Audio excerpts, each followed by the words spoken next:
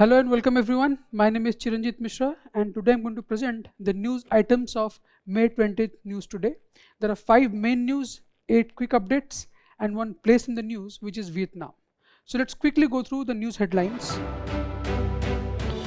The first main news is about National Human Rights Commission which has issued Transgender Advisory 2.0 to several high offices like chief secretaries, for the real implementation of the Rights of Transgender Act 2019.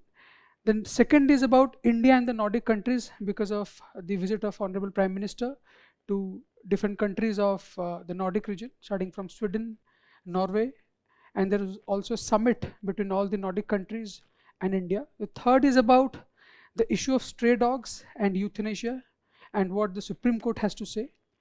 The fourth main news is about E30 blending. That means gradually we're moving from E20 to E30. That means if 100 ml of fuel is there, out of that 30% will be ethanol and 70% petrol.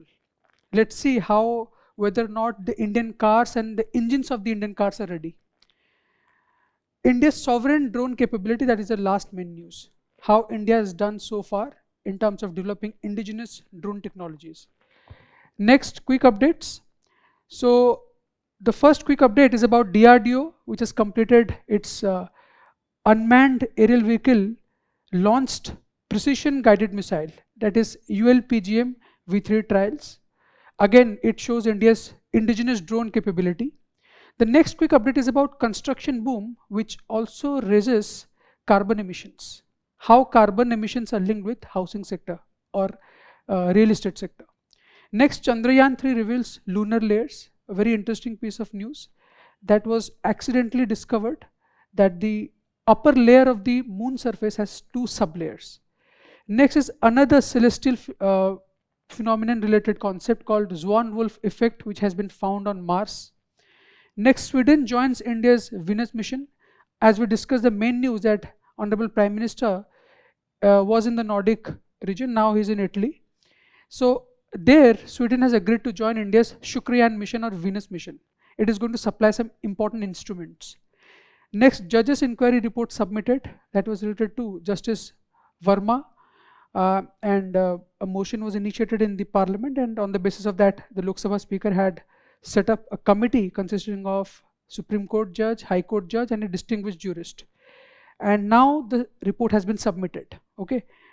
And then there will be a debate related to the motion of the removal of that particular judge. The second last quick update is about the launch of gold receipt trading. The last quick update is mission team or team initiative by MSME ministry for boosting using digital platforms by MSMEs.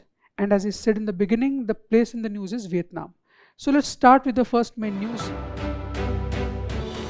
Very interesting and not that time consuming, which is NHRC Advisory 2.0 for transgenders. So as you know, in 2019, a very important act was passed, it came into being, which is the Rights of the Transgender 2019 Act. A 2019 Act,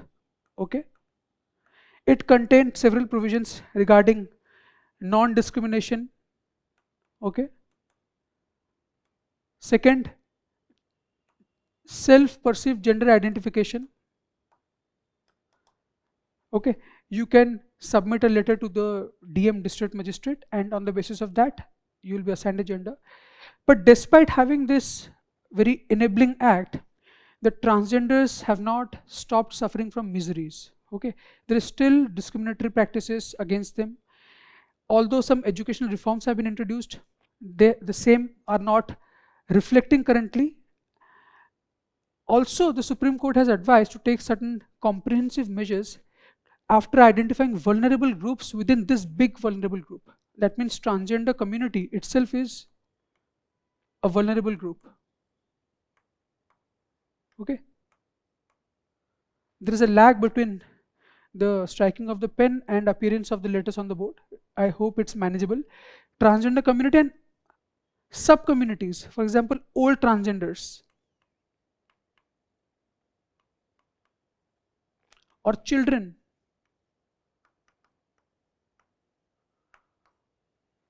who are not happy or who think they're different from the assigned sex at birth. Okay, so there are rights related to the subgroups within this big group of or transgender community. Okay, so Supreme Court has recently issued directives to high offices, the chief secretary of the state and other high offices, that the ground reality, because the ground reality is different from what the 2019 Act envisaged or wished to, wish to see, or how it intended to overcome challenges associated with transgenders, because there is a gap between what is written on paper and the practice that is prevalent today. That is why you have to reconsider for this existing group and the new vulnerable subgroups. So let's quickly go through what all challenges they face. This is important from the point of view of mains GS paper 2. Okay, maybe provisions related to 2019 Act can be asked in the prelims exam. So far UPSC has not asked in the prelims exam related to this vulnerable group. NHRC issued advisory 2.0. As you can see, 2.0, that means 3 years ago in 2023 the first set of advisory was released. This set of advisory is more comprehensive in nature. Okay, focus on transgender welfare, continues 2023 advisory efforts. Persistent discrimination still exists. Okay, that means, as I said in the beginning, everything that was intended to be achieved still exists. Socioeconomic challenges remain. Okay, that means again at the time of taking admission they are discriminated against. When often many schools accept only males and females, but at the time of admission, as per the 2019 Act, there has to be another third gender. But many schools do not follow this practice. Okay, inclusive rights implemented, gaps observed. Inclusive data reforms include trans categories in census.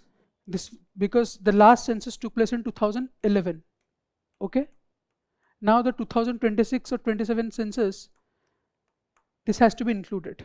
Okay, and now you can see they have this third category also, so that the country can get to know how many transgenders are there in the country, and accordingly new schemes and policies can be introduced. Self-identification for admission, this provision is already there in 2019 Act. Gender reaffirming healthcare protocols and gender reassignment healthcare protocols. Gender reassignment, that means if a person thinks gender reassignment healthcare reforms. If a person is not happy with his sex at birth and he or she thinks that he belongs to another category, and accordingly he wants to have a different bodily design, and he is or she is financially not capable enough, the health insurance coverage is also not there for such people.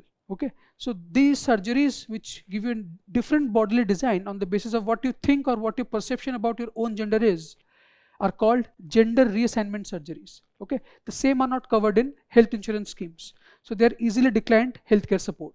Okay, so such things have to be taken into consideration. Gender neutral workplace facilities, inclusive HR and grievance systems. That means because mostly the governance and the administrative systems are based on male female. Okay, so we have to be more inclusive. That is what the news is all about. You can just simply go through all the points, memorize, take a screenshot, and these are good fodder for your mains exam. Provisions of Transgender Act 2019, which you need to know. The three important provisions: defines a transgender. Before this there was no act which defined transgender. Okay, for example, Maternity Benefit Act is for women. Okay, and other women specific act, for example, Domestic Violence Act, male female. So until this act came into being, there was no proper or official definition of transgenders. Right to self-perceived identity. One can decide or set his own gender. Individuals have the right to be recognized as transgender. They can apply for an official certificate of identity through the district magistrate. This is a good point for prelims exam. The question can be, who is that authority? Is it the chief minister, chief secretary, okay, or a subdivisional magistrate, or some other national, the chairperson of the state transgender authority? No, it's DM. Prohibition of discrimination. Explicitly bans unfair treatment and denial of services. Second main news is India and Nordic countries, and as you can see, the front page image is that of the Nordic region. You need to be first we'll get to know what happened in this recent meeting between the Indian Prime Minister and the Prime Ministers or the heads of the Nordic countries. But before that, you need to know the difference between Scandinavia and this Nordic region, which has a very subtle difference. Okay, as you can see, this is the Northern Europe, and I hope the map is clear, or you can refer to any other map, and you can try to look at the corresponding region in that atlas or map.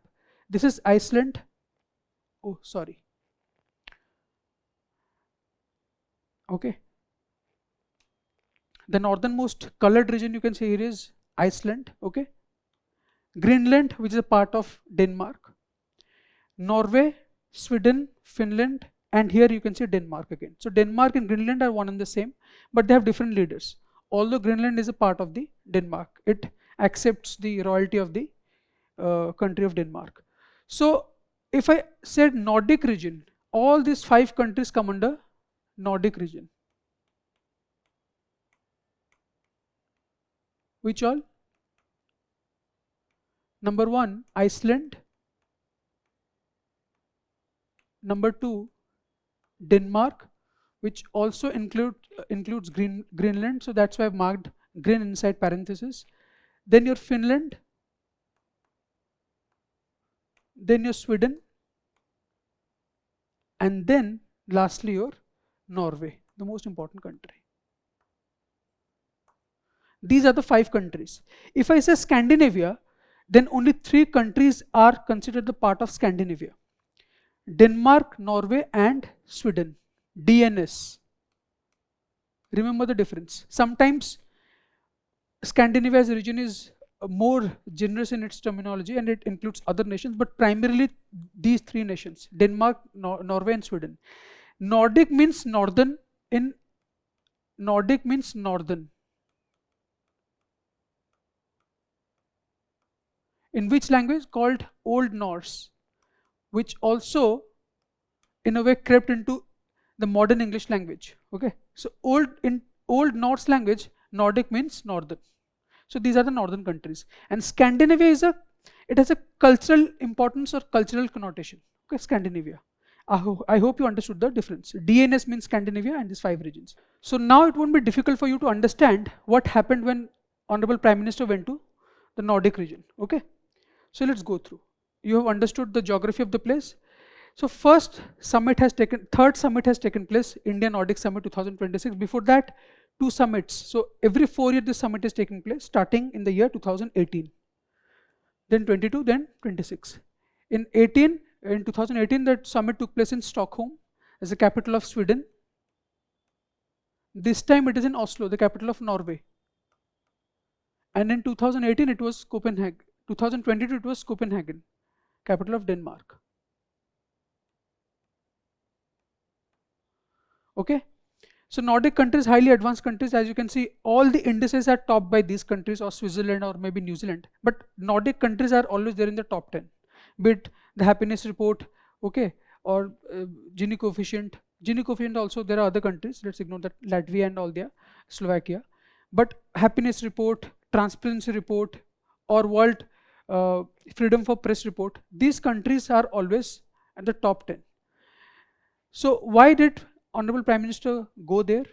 To complete deals or agreements related to green technology solutions, those technology which can reduce pollution and emission of greenhouse gases. Okay, so that is why, because these countries have done really well when it comes to developing and adopting green technologies. For example, they use renewable sources for electricity. Especially Iceland, which is situated on mid-Atlantic ridge. It has many hot springs, so it uses geothermal energy. Okay, India can learn from that. And also India received support from all the 5 countries regarding UNSC reforms, because now there are 5 permanent members and other big countries want to join this privileged 5 countries, and India has been supported by these 5 countries. Importance of the region, you can see the combined GDP of the region is $2 trillion. And now India is trying to extend its ties with Europe at a time when you can see the global uncertainty and the distorted world order. US, China, Russia, although Russia is India's good friend, but it has to take a different stance, taking into consideration the secondary sanctions that India can receive from the US. That is why, and also Russia is not very, Europe is not very happy with Russia because of the Russia-Ukraine war. Okay, so that is why India wants to extend its friendship with Europe, and especially starting with, already we have free trade agreements with UK also. The UK is treated as a separate entity from the continental Europe. Norway and Iceland are members of EFTA, and India has already signed an agreement, TIPA. Okay, so which are the 4 countries which are members of EFTA? This question can be asked in this prelims exam also, not because of this news, but what happened 3 months ago, that TPA agreement. So you have Liechtenstein, okay, then Iceland, Norway, and Switzerland. These are the members of 4 members of EFTA, European Free Trade Agreement. All 5 Nordic countries are members of Arctic Council. Again, that is where India's visit is very important, because China is trying to gain strategic control everywhere on the globe. So because the ice is melting, the northern ice is melting, or Arctic region is getting, the vast percentage of water is gradually growing. That is why it is going to open up new shipping lanes. So India can take advantage of that. Okay. Specialties of each country. Iceland offers deep expertise in geothermal energy. Sweden provides strength in advanced manufacturing, and Finland specializes in telecommunications. Okay, these are the other strengths. Now I have a question for you. You can pause the video and try to answer, and after that I will answer what is the correct answer, but you can try to answer this question. Consider, and please share your responses, your answers in the comment box. Nordic country and capital: Finland, Sweden, Denmark, Iceland on left side, and on the right side you have the capitals: Warsaw, Stockholm, Copenhagen, and Bern. How many of the above pairs are correctly matched?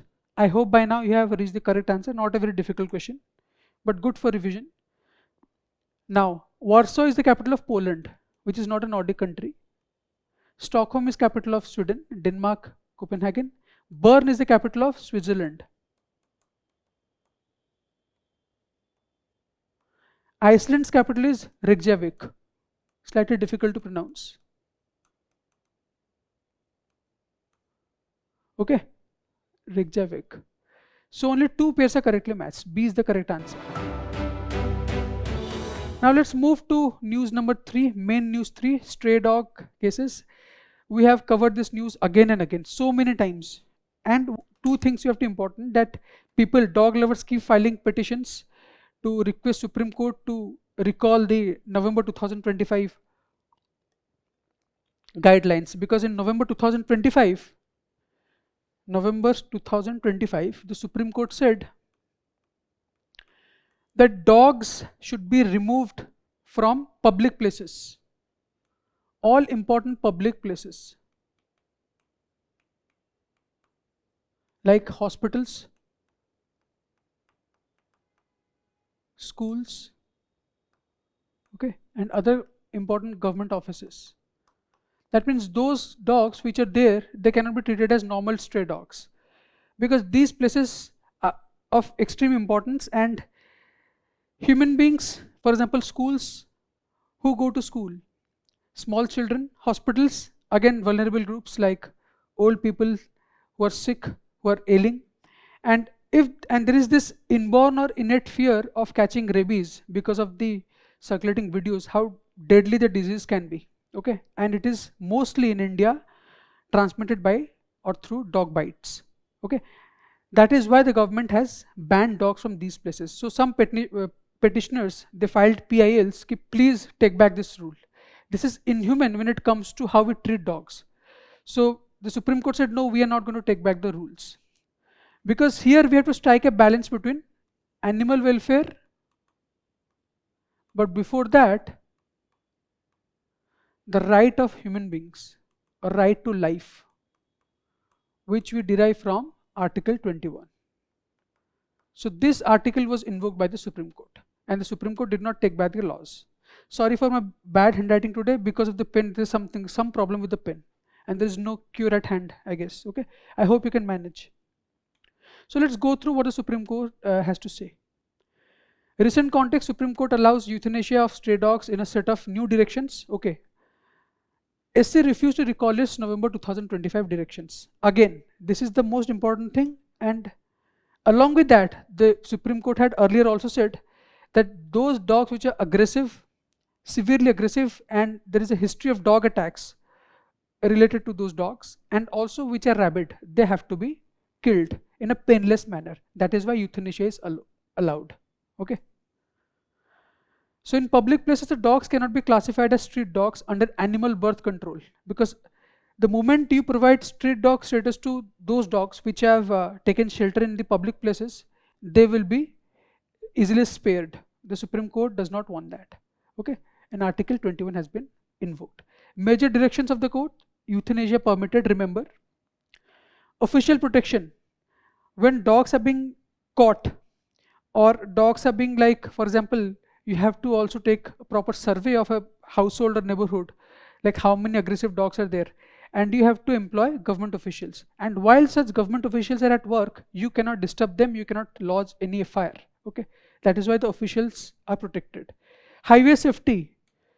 This is not just related to dogs, but also stray cattle, stray cows and buffaloes. There is a chance of accident when you see cows and buffaloes or dogs for that matter, they're crossing the road. Suddenly you have to speed down, and sometimes it's too late. It's detrimental both for animal life and human life. Enforce AWBA rules, Animal Welfare Board. Okay, that means each district needs to implement it at the district level. Each state needs to implement it at the district level. Then ABC centers for taking preventive measures. For example, there is this term which we commonly use: catch, neuter, vaccinate, and leave or return. Catch means catch the dog, neuter means surgically sterilize it. Neuter, it's a term called neuter, N-E-U-T-R, N-E-U-T-E-R. Vaccinate and then release. Okay. Anti-rabies supply, you need to have enough number of vaccines vials, because rabies is a deadly disease. Once you get the symptoms, there is no cure, or if you don't take the vaccine on time. Ethical issues allowing euthanasia of stray dogs. There are certain ethical issues also. Compassion versus mercy killing. Many dog lovers, they raise this point. Okay. Animal rights versus state authority, Jallikattu case. Here the Supreme Court's view was slightly different. It extended Article 21 to animals also. Now in this case, Article 21 has been extended to humans. I mean, that naturally belongs to us. But Article 21 was not extended for dogs. Just like in Jallikattu case, it was extended for cattle, bulls. Why? Because here human life is involved. Human life has always been given prime importance. It has been put over and above animal life. Okay. International best practices. In Italy, you can have shelter dog facilities. There are proper facilities to take care of stray dogs. So many believe that we can adopt such practices instead of making such or coming up with such harsh rules like euthanasia. But that is not possible in a country like India. European countries are small countries. But in your mains answer, do not refrain yourself from quoting such points. They will fetch you good marks. But practically, you know, it's not possible. Fuel blends up to E30 notified. Again, this is just like deja vu, we have covered it. But now, previously it was E20, and now it is E30. E30 means if 100 or ml of fuel or 1 liter of fuel is added, 1 liter of fuel is added, 30% of it, or by volume, like 300 ml or up to 300 ml will be ethanol, and rest 700 ml will be petrol, not water. Okay. If you add water, it will become something else. So 300 ml of ethanol, C2H5OH, and 700 ml of petrol. There have been issues and there have been concerns.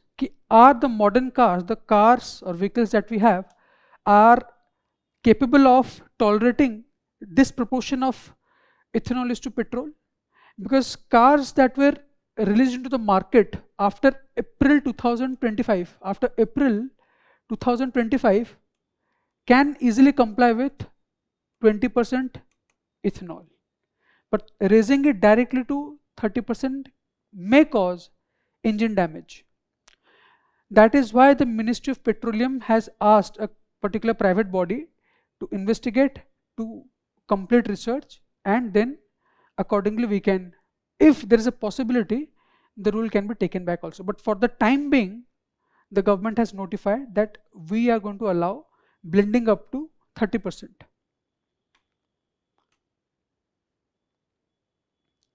Government notified new fuel standards for E22, E25, E27, E30. As you can see, these are the categories of fuel available. Enables ethanol blending in petrol beyond current. I hope you understood what the reason is. Why this happened? Number one, West Asia crisis. India imports 80% of its crude oil requirements, and we derive petrol and diesel from crude oil. And now there is, as the crisis is going on, we already have started taking certain stringent measures, very harsh measures. Okay, we have to, as per the announcement made by Honorable Prime Minister, reduce our CAD, and to maintain the stability of forex, we have to buy less amount of oil. And another way to solve that problem would be to use less oil. We can use the same volume of fuel, but lessen the amount of petrol. Okay, and there is another reason why we want to support this rule. There is a glut or excess supply of ethanol, and another way to diversify our fuel sources. So how will the fuel be manufactured? It will be like how the blending is done. You simply cannot add ethanol. You have to add anhydrous ethanol. It should not contain any molecule of water. Anhydrous means totally dry. And then petrol. Gasoline means petrol. Present condition, most existing vehicles are fully compliant with E10. E10 compliance we have been following for many years now. Since 2003, some companies like Honda, they started to have models which could easily tolerate E10. Now, after April 2025, as I mentioned, most of the Indian companies, Maruti Suzuki, Honda, Hyundai and everything, they also made their vehicles E20 compliant. But going beyond that may pose risks or challenges. Concerns possible impact on engine life, fuel mileage, emissions, vehicle performance, initial costs and recurring costs. Initial costs mean those engines which are not compliant, there may be some tweaking to make it suitable for E30. So that may be very costly. That is very costly also. Recurring cost means maintenance cost. Okay. Concern is especially related to E25 fuel. Again, E25 as a proportion is higher than E20. So ARAI, this Automotive Research Association of India, has been tasked with conducting research to properly figure out what are the challenges and risks associated with this proportional blending. Now, last main news, which is India's sovereign capability in UAVs or drones. Okay. Now in 2025, recently in the last prelims, UPSC asked a question. This time also they may ask, because drones are very much in the news. They have become the face of modern warfare. We are not going to use missiles, and we are going to depend less and less upon fighter aircrafts. You see what Iran did. Using so very less amount of money, it came up with Shahed drones, and Shahed drones downed many costly aircrafts of the United States and Israel. Okay, that is why this has become the face of the modern warfare. So India is moving from UAV assembly to full indigenous capability. That means to capture the entire ecosystem. For example, now what India does in the case of mobile phones or cell phones, we just assemble everything that we import from Far East, China, Taiwan. Okay, something is seriously wrong. China, Taiwan से हम parts लाते हैं, and then we assemble all those parts, and then finally we create an assembled product. That is how we started in the case of drones as well. We just borrowed chips, sensors, other communication technologies from different countries, and then we assembled those products to make drones. Now we are not going to do that. We are going to manufacture the chips, the sensors, and also do the coding part. Software, hardware, everything in India, and that is what we have already started doing. That's why so many MSMEs are involved in drone manufacturing. Okay, so it is really a very big thing for India's defense sector. It is going to reduce our defense import also.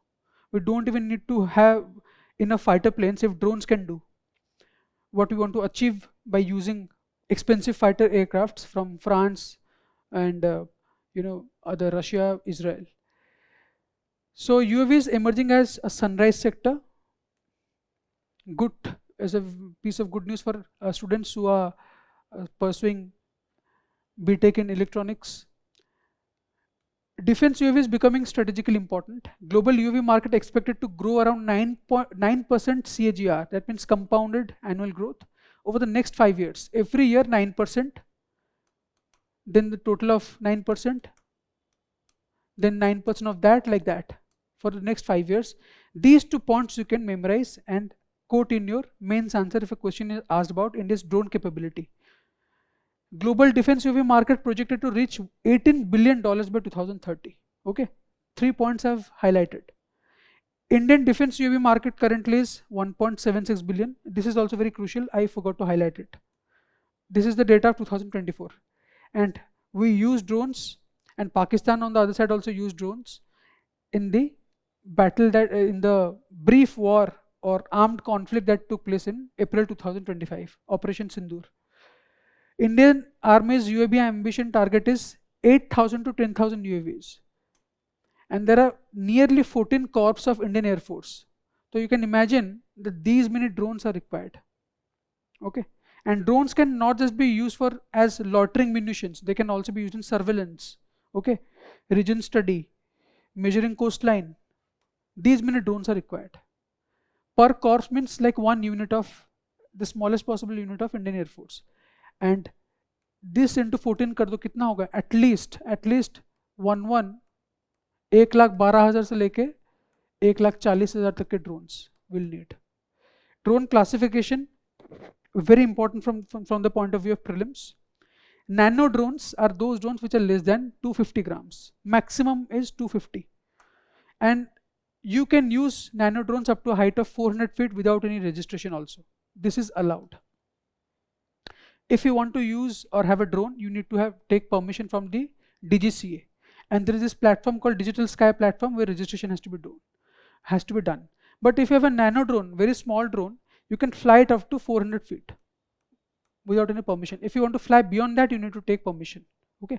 So there are fly zones, semi-fly zones, and no-fly zones for drones. And accordingly, we have green zone where there is freedom, complete freedom. Yellow zone, close to the airport, 12-kilometer radius of the airports. Here, you cannot fly drones up to a certain height. And then red zone, no fly. So this is the zonal classification where you can fly drones, and this is the types of drones classification. Okay, nano drones, remember the upper limit is 250 grams. And DGCA is the rule making authority or rules making authority. In 2025 prelims, this question was asked. Try to answer the question. With reference to UAVs, consider the following statements. All types of UAVs can do vertical landing. All types of UAVs can do automated hovering. All types of UAVs can use battery only as a source of power supply.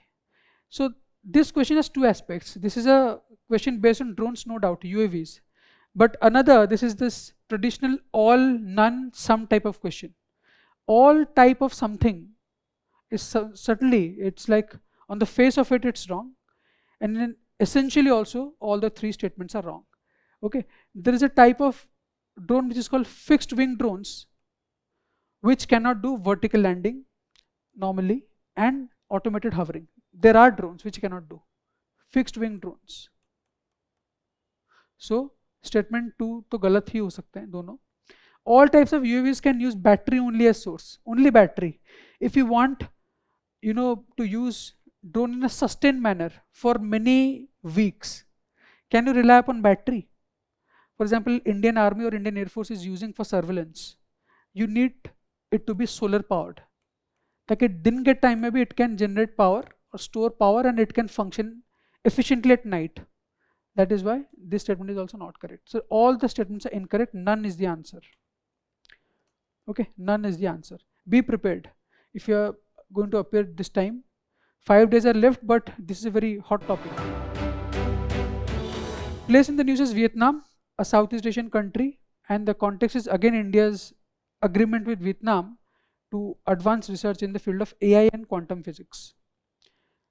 So Vietnam capital is Hanoi,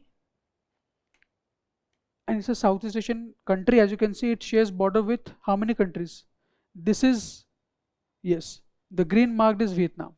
Okay, it shares border with, this is South China Sea, the water body. China it shares border with, Laos it shares border with, and Cambodia. No border with Thailand or Myanmar. Remember, only 3 countries Vietnam shares border with: Cambodia, Laos, and China. And South China Sea, it shares coastline with Red River in the north. As you can see, this is Red River, and then Mekong Delta in south. Here, it somehow ends here. India shares an enhanced comprehensive strategic partnership. A straight up direct ABCD question can be asked. India shares enhanced strategic partnership, enhanced comprehensive, strategic partnership with which of the following Southeast Asian countries? Laos, Cambodia, Thailand, and Vietnam. It's Vietnam. And look at the trade volume between India and Vietnam. It's close to $16 billion. India mostly exports beef and other meat material, and we import from Vietnam very costly or expensive electrical items. Okay, just additional pieces of information. Quick updates. Just like drones, there is this unmanned aerial vehicle which is used by the defense sector, and this UAV can launch missiles, and very precisely guided missiles. That means you can go for precise targeting your enemies. And DRDO tested it recently, but it was not manufactured by DRDO. It is manufactured by 2 private companies, Bharat Dynamics Limited and Adani Defense Systems. Okay, it can function in 2 ways: air to ground strike, because drones will be flying, air to drone, and air to air. It uses integrated ground control system. That means everything will be controlled from the ground system. Okay, using radio waves will be controlling it, like just the way drones are controlled. Okay, so 2 news related to drones that also shows India's drone capability. Remember the abbreviation ULPGA means unmanned aerial vehicle launched guided missile. So you'll be able to understand what this term is related with. Construction related carbon emissions. This is as per a report released by United Nations Environment Program Global Status Report. Okay, for prelims straight away this question can come. Global Status Report for buildings and construction was released by UNEP, WWF, okay, or maybe say what are the other countries, say IUCN, or India's Ministry of Environment, Forest and Climate Change. As per this report, because construction is continuously taking place, the floor area has expanded by 20%. That means if say there are bedrooms like of equal sizes, there are 1,000 or 100 bedrooms, now 20% has risen. What is 20% of 120? So we can say 120 bedrooms we have now. You can extend this figure. Of course, there must be, the figure must will run into crores. Okay, energy demand increased by 11%. And how energy or greenhouse gas is emitted during construction? Not just that concrete creating machine and all that. When we extract materials starting from limestone or other ferric magnesium alloys, we use extraction and then transportation. All these emissions associated with these processes are taken into account, and the reason is rapid construction raises carbon emission. Next, moon's upper layer has 2 distinct surfaces. Here you need to know, if question is, our HOP experiment recently seen in the news is related to Chandrayaan 3. So when Chandrayaan lander, that is Vikram lander, reached the lunar surface, which is very close to the south pole of the moon, if this is the lunar surface, it landed, then it bounced for a very short while, and then again it re-landed. So the difference between the two landings is close to 30 centimeters, 30 to 40 centimeters. And when it landed, re-landed, it actually caused the displacement of this upper layer. And as you know, the moon does not have any atmosphere. There is no wind. So the surface is still stored and it's very pristine. Okay. That is why this disturbance was caused by the re-landing of Vikram, or it's called hopping, like small jumping. And then they studied, after the soil was displaced, earlier it was thought to be one layer, one thick layer. Then they discovered that there are two layers. This is layer 1 and this is layer 2. They did some electrical conductivity studies, and then they realized, because there is a difference in the conductivity between the two surfaces, how they transmit signals, electrical signals, they got to know about that. The two layers are found within 6.5 centimeters. This is the total thickness, 6.5 centimeters. Okay, ये थोड़ा सा छोटा है, ये उससे छोटा है. 3 centimeters of regolith, the topsoil was disturbed by the re-landing of Vikram. So you got to know that because of this hop experiment, we got to know that the lunar surface has two sub-surfaces or two sub-layers. And the thickness, as you can see, is very less, 6.5 centimeter, some less than 3 inches, 2.5 inches, okay? And the upper layer conducts heat better. Nobody is going to ask you this question in UPSC. Swan-Wolf effect, very interesting effect seen in the context of Mars. Another piece of news related to a celestial body. So Mars does not have an active tectonics like Earth, just like Moon. Moon and Mars are same or similar in one way. They don't have any active volcanics or plate tectonics. There is no magma. And as we know, India has its own magnetosphere because of this electrodynamo. Okay, because what is happening in the outer core? There is no core, because outer core is, as you can see, it's molten, but inner core is solid. Okay, but in Mars and Moon there is no such thing. That is why Mars does not have a magnetosphere. It does not have a magnetosphere, but it has an atmosphere which has an ionosphere.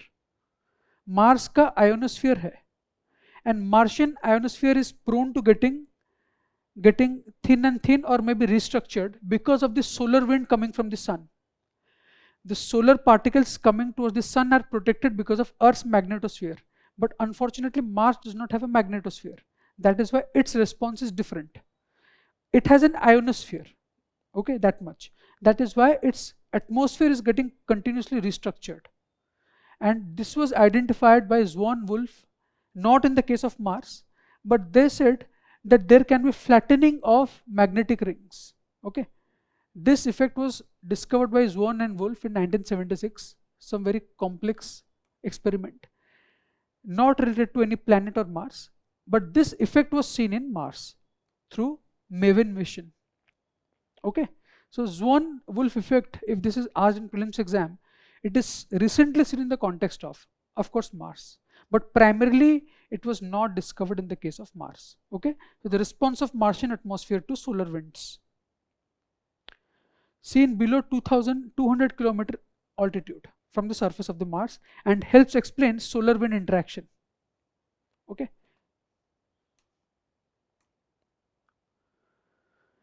next, another mission, Shukrayaan. The context is Sweden has planned to join India's mission, which is going to be launched in 2028. This is just like Mars orbiter mission, not like Chandrayaan. There is no lander. This is an orbiting mission. It will study the Venusian atmosphere, and it will be launched in 2028. Shukrayaan or Venus orbiter mission, just like Mars orbiter. Okay, so that shows India's space diplomacy, because that means the entire world trusts in the capability of ISRO. That is why they're planning to invest in India's space programs. Study the hostile atmosphere of the Venus, the hottest planet, although the second closest, but the hottest planet.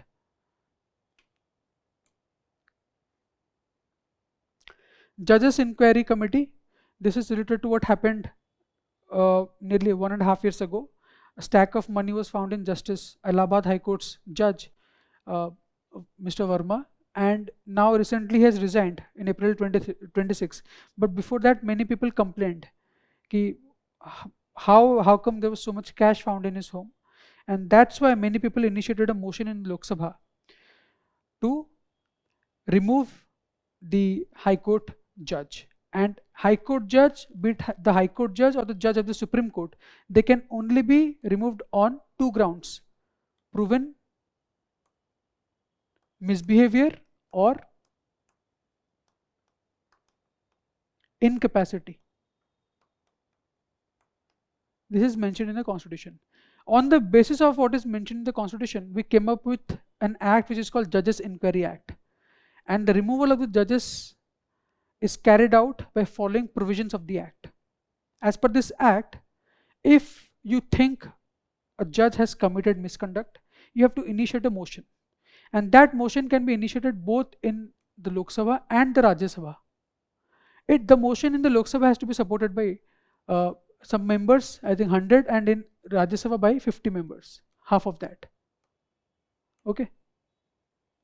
And once this motion has been initiated, it is totally up to the presiding officer of the House to accept or reject.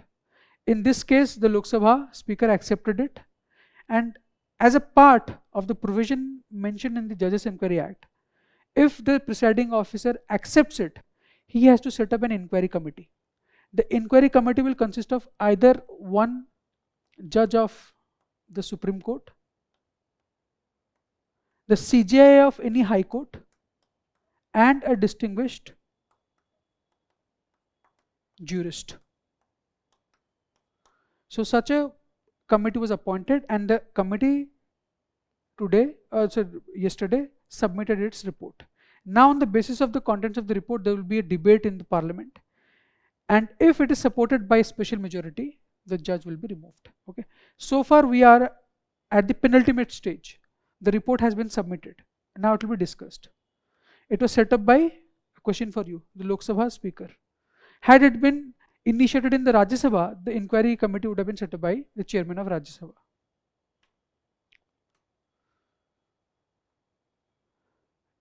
Electronic gold receipts, we had covered this news. Another way to buy and sell gold without using the real commodity. No real gold, just like digital gold you are going to buy. And if you want money, sell it on an exchange. You don't have to go to a jewelry shop, or you don't have to, just like Tanishq also provides this facility. Okay. Now the market will be controlled by buyers and sellers. So there will be price discovery. This concept is just called price discovery.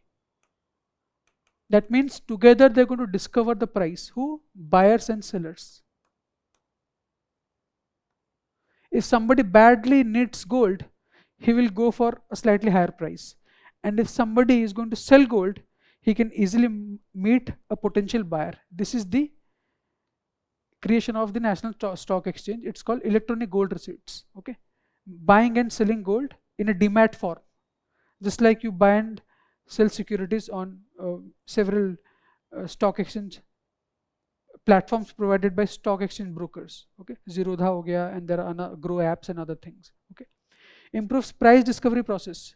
You don't have to follow the market price sometimes. It will be close to the market price, but depending upon the demand or the agreement between the supplier and the seller,